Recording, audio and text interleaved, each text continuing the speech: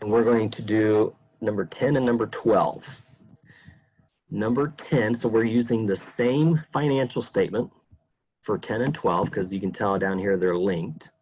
So that means they're using the same thing. They give us just like how I did in mine, in my examples, except as I told you in the lecture, they do it the other way. They go current year first, past year's next, instead of how I did it. So we just got to pay careful attention.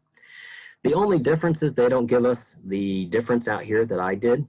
So it may be helpful if you took all these numbers and put them into an Excel worksheet and then, but I'm not going to do that. It's just going to take us some extra time that I don't want to do in this video. If it helps you, you may want to do that. It's going to take you a little extra time. They give us, remember the other things we need, the income statement. We got to see what happened. And then finally our notes down here. What happened with those as well. Now on this one, it's going to be harder to mark them off.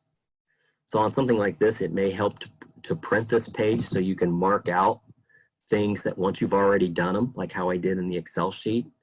Kind of helps keep things nice and neat, and so I know what I've used and what I haven't. All right, so with all of this information, we can jump in. It's going to take us a little bit of time, and it's going to take us to remember what we've done and what we haven't, but I think we can do it. So whenever we do the statement of cash flows with the indirect method, that's what we're using here, the indirect method, we always start with our net income. And our net income here is $99,510. So let's go ahead and put that in. Net income, $99,510. Okay, so after the net income, we're ready to do those two things that affect the income statement. So we're going to come up here and see, yep, we've got depreciation expense. And then we have our the gain or loss. So this time we have a gain. So let's put in our depreciation expense. It's $58,600. So depreciation expense, $58,600. And remember, that's going to be a positive based on the little cheat sheet that I provided to you. Whenever we have depreciation, it's a positive. And then we had, it says a gain on a sale. And since it's a gain, that makes our net income go up. So we want to pretend it didn't happen. So we want to bring it back down. So we want to do a negative 2,000. We're ready to do our current assets. So we got our first, remember we leave cash till the very, very end. So our first one that we have to work with is the accounts receivable. And this one's a pretty easy number. You should be able to do this one in your head. 65,000. We were, remember it goes the other way. We were at 51,000. We've jumped up to 65. So there's a $14,000 increase. So let's remember that $14,000 increase to account receivable.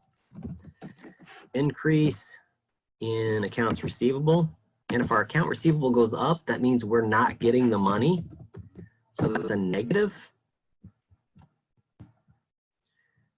Okay, so if we had this printed off, I would now scratch that one out. Inventory. Inventory, this one's not as easy to do in our head, so let's go ahead and bring up the calculator. We were at 86.5. We have dropped to 63.8. So we had a difference of 22.7 decrease. Inventory down 22.7.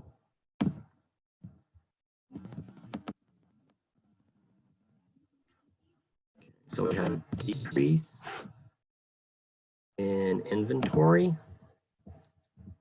And since it went down, that means we didn't replenish. We actually temporarily saved money.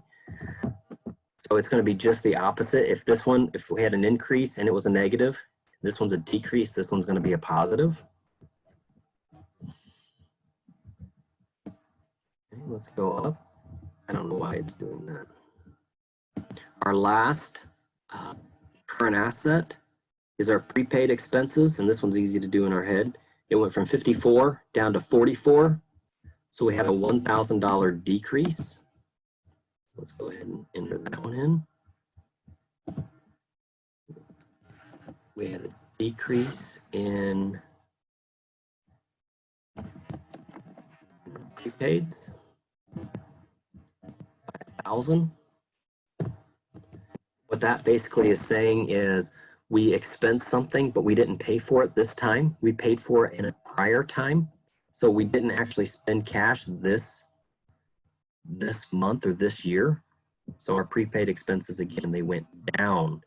Therefore, if I would have had like an advertising expense for 1,000, I didn't really spend any cash for it this year. I paid for cash for it in the prior year. So this year's statement of cash flows should not have that cash being spent. It would have been on last year's because our prepaid would have went up for that 1,000. Okay, so now we've done all the current assets. We're now ready for the current liabilities. And you can see we have 3 of them: accounts payable, wages payable, and income tax payable. First one here, we can do this one in our head. Account payable went from 30 down to 25. So we had a decrease of 5,000 in accounts payable. So let's show that.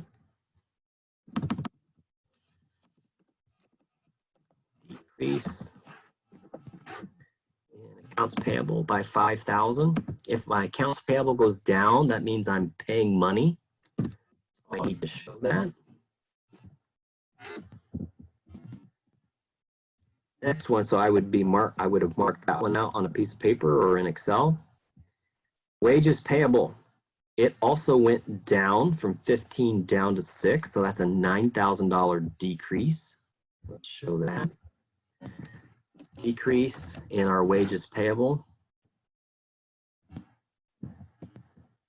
And for that to go down, I had to spend money to my employees to pay them off, so that's a negative. And then finally, we look at the income taxes payable. Income tax went from 38 down to 34, so I paid more money. $400 difference, $400 decrease. So decrease in my income taxes payable by 400. So we've gotten rid of all of the current assets and current liabilities. They're all marked off. Now we just simply need to say what this final amount is. It's a positive, so we have net cash provided from operating. Net cash provided from operating. Okay, we're ready for the investing section. The investing section, we look to see what's happened. The first thing is we only have one investing. We have equipment. And then its corresponding accumulated depreciation. We're going to see if we need to have that, if we need to know that to get some of our answers, and we very well may. That's why I have this little Excel sheet up, so if we have to do something, we can work it out. Let's see what happened with the equipment. This isn't it. Nope. Okay, here's part of it. All right, so let's first, I think what we're going to do here, since we have more than one thing happening with equipment, we're going to break it down. I'm going to put, the equipment had a change. It went from 115 and it ended the year at 124. So we had a $9,000 actual, we had an increase in 9,000. Let's do it the other way. Let's show that it's a positive. Because it's a positive. It went up for the year. Now over here, we're going to explain that difference. And it says the first thing that we have, and it's number C, new equipment is acquired for $50,000 for $57,600. All right, so 57,600 would put us at a bigger number than the 9,000 explanation. So obviously I'm going to sell something later on as well. So this first part's pretty easy. All we got to do is, since it was all paid in cash, simply come down here and show that cash paid for equipment. And that was the 57,600. And since cash was paid, we put it as a negative. And then we go down into my notes. And number D, received cash from the sale of equipment that had cost $48,600. yielding a $2,000 gain. Okay, so this one, I think, to help explain everything, we're going to go ahead and need to make a T account. We're going to need to see what happened in order and do the journal entry, because it's just too much to try to think of in your head. So that's fine. Let's make a little T account. Let's do equipment. We got our plus. We're going to make a real basic one. Plus.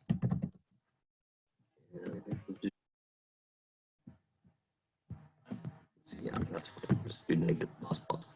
And then over here, we'll do the accumulated depreciation, because we're actually going to need that. And remember, that's a minus. And it's going to yes, that's fine. And plus plus, yes, that's fine. All right, so they started us out.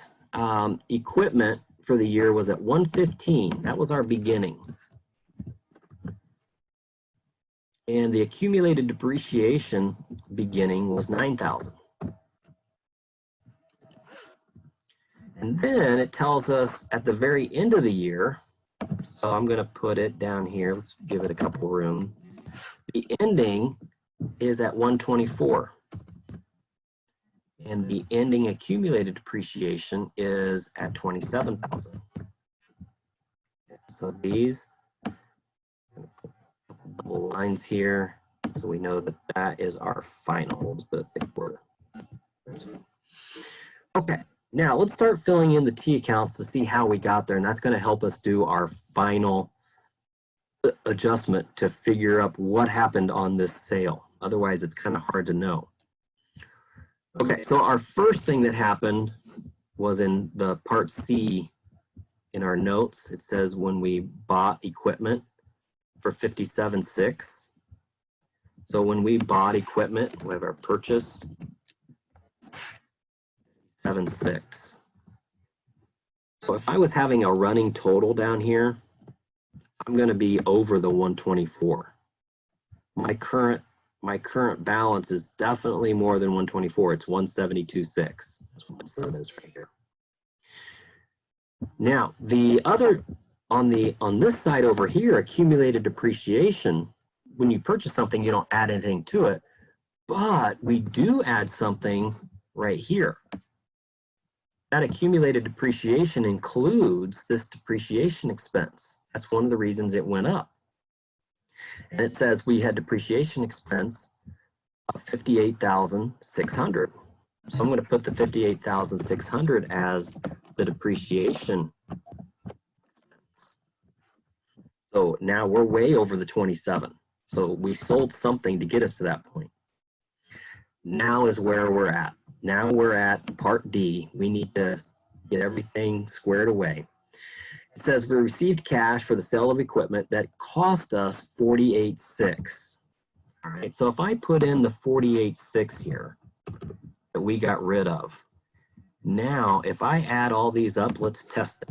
If I add this minus what I sold, this better be 124. It is. So I've now explained the equipment, which is good. I still don't know what the cash is.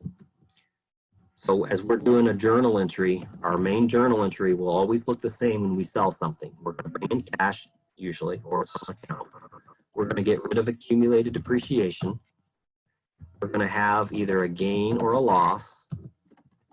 It's either going to be a debit or credit, and then we're going to have our equipment going away. Now, we know the first part, 48.6. Okay. Now, we don't know how much accumulated depreciation had acquired. Was it just like a year's worth, or was it 10 years worth? Well, that's what we got to look at the next part. We've got to look at, we've got to go into our T account.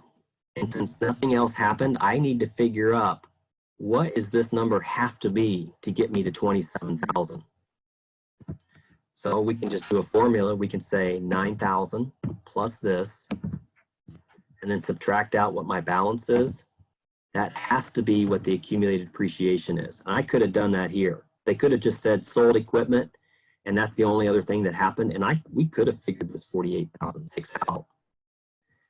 But with this is telling me that I had accumulated depreciation of 40,600. So I'm getting rid of the accumulated. So now my balance will equal. When I add up the two credits, subtracting the debit, it's going to be the balance. It tells me I had a gain of 2,000. Okay, so we had a gain. A gain is always a credit. So gain on disposal of 2,000. Now I can basically backfill and figure out what is my cash have to be, because it has to equal my two credits together. So we have, it has to be this plus this minus my accumulated depreciation. Has to be. So cash brought in had to be, and so that's where this one was a little bit more complicated. $10,000 cash received. Come over here, equipment sale was 10,000. That's how much money I brought in. And that's all we had for the equipment. I don't think there was anything else. We'll check. So C and D are now scratched out. This is not anything. This is going to be part of the direct. E and F are part of the direct. So we don't have anything else for the investing. We're ready to finish out the investing. This is a negative number, so it's going to be net cash used in investing. I got the wrong one.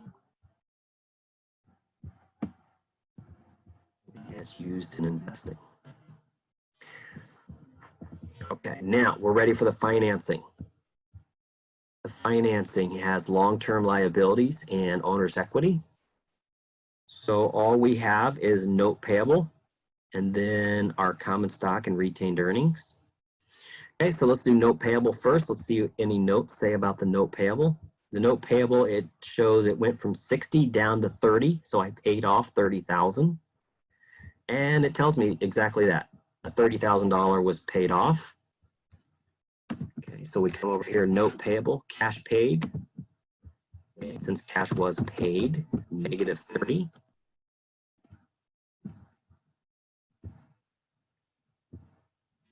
Common stock, it doesn't give us any notes on the common stock, so we have to assume that cash was used. I wish it would have on this one. If we go, we're going to look back down, but it's not going to show us anything about common stock. It went from 160 up to 220.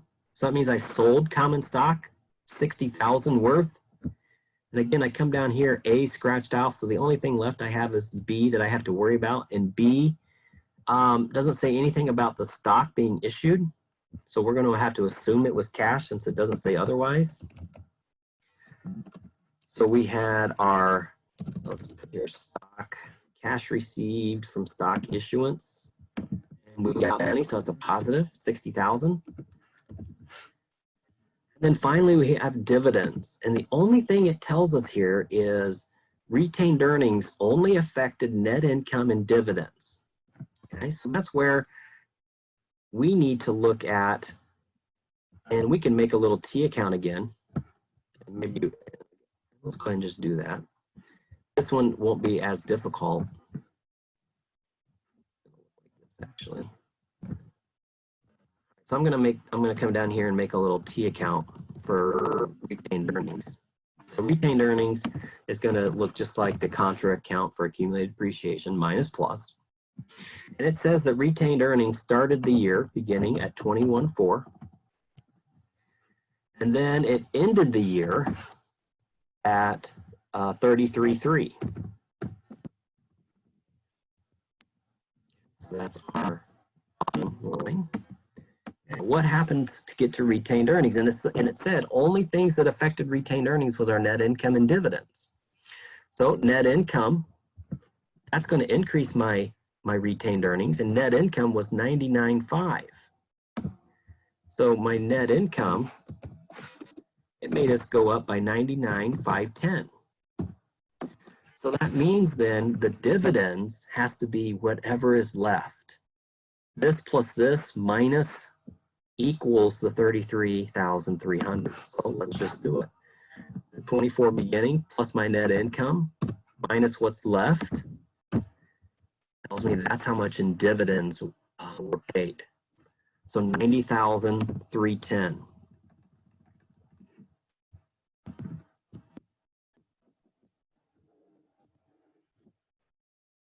Okay. So it added everything up. Oh, we got to finish. We got to do this part here. This is a negative total for the financing. So this is going to be net cash used from financing. Now it totaled up my operating, and then it says, okay, we have 151,000 to play with. And I spent some in investing and I spent some in financing. So I still have some left over. So my cash went up by 43.5. Let's see if it really did go up 43.5. If I do the difference here from 87.5 minus the 44 that we started with, yeah, 43.5. So let's just fill in our last number. It asks us what is the beginning cash. It's 44,000 and we ended at 87.5. So the 44 is our beginning, our prior year, 44,000. And when you add our difference plus our beginning, our ending works out to be 87.5. So I can be pretty assured that I've got about everything right. Maybe if I just typed in a little something wrong, perhaps, but I've got all the numbers right for that to equal out. Let's go ahead and check the work here. And we got the net income. Yep, all looks good for the statement of cash flows indirect method. All right, the last thing we're going to look at is the direct method, and that's number 12. I'm only going to do the first part, the part that's different. You can do the rest if you want, but it's going to look the same as the other part. We're going to do the cash flows from operating using the direct method. Okay, so just a quick review on the direct method. We're going to take each income statement item and do them individually and compare them to their balance sheet kind of counterpart. And that's where these two are going to come into play. It's telling us that since we only have two expenses, it's saying in these other expenses, it includes your prepaid and your wages. Okay, so wages and everything else is in that other expense. And it's telling us that our inventory is the one that affects accounts payable, the items on credit, so our account payable account. All right, so let's start working through these. The first thing we do is we start with our sales. And we compare our sales, so let's put that in our calculator. 678. Now, did that amount of cash actually go up or down based on, remember what we have to compare? We look at our sales and then we compare it to the AR account. So we go back up here to our AR. Okay, our AR went up by 14,000. So that means I didn't collect everything that I thought I was. So I'm going to take the 678 and subtract out the amount that my AR went up. So I'm going to subtract out the 14,000. So in cash receipts, I really only got 664,000. So I'm going to come down here and put cash receipts. Cash received from customers for the 664. All the rest of them are going to be cash payments. So now I've marked this guy out. We're now ready for cost of goods sold. I'm going to get out the calculator. Cost of goods sold started at looking like I spent 411,000. But remember now we have to compare that with inventory and the account payable. And I have to do that because it tells us here that purchases for inventory are on credit. So this is where I'm going to look at the account payable piece and the inventory. Okay, so inventory, it went down for the year. So I actually saved money. I didn't have to replenish it.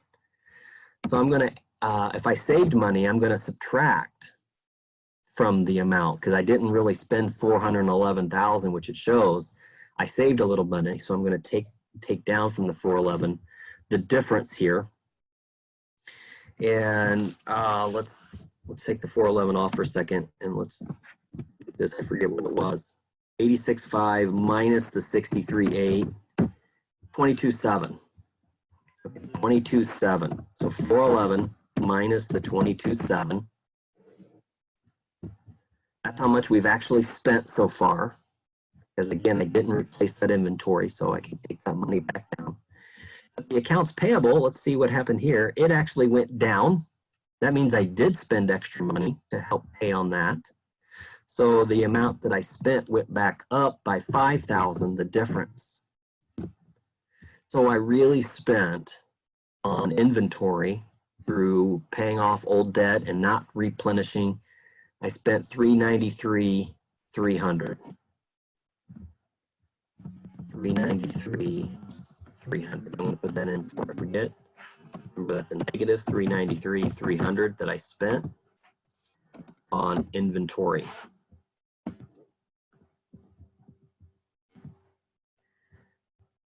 So that takes care of that. That's gone. Cost of goods sold. We're now down to depreciation. Remember, with the direct method, we do not put in depreciation. We didn't do anything with net income, so we don't need to counteract it. We're ready for the other expenses. So, and it told us down here that the other expenses includes prepaid and wages payable. Okay, so let's, other expenses, it's saying upfront. It looks like I spent 67,000. Let's see if I spent a little more or less than that. Prepaids, my prepaids went down by 1,000 for the year. So I actually saved some money. So I didn't really spend 67. I spent 1,000 less than that. I'm at 66. And then I come here to my wages payable. My wages payable went down by 9,000. So I had to pay debt. So I actually had to pay more money. So I'm going to increase this now by 9,000. So starting from that operating expense and doing some of the adjustments, I actually paid 75,000 in other expenses. So we come down here, cash paid for other operating expenses, 75,000.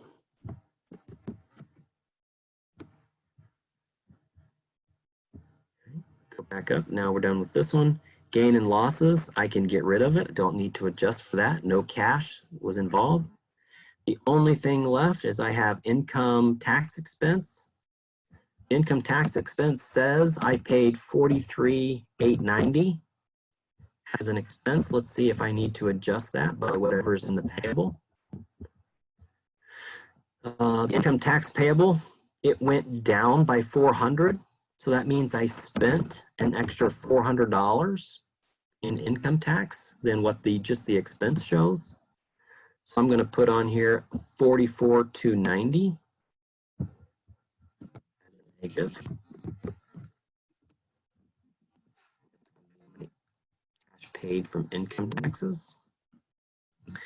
And I do believe that is the last one, 151,410. Let's see if I got the entire operating section correct. Let's go ahead and put this guy in. This was a positive number.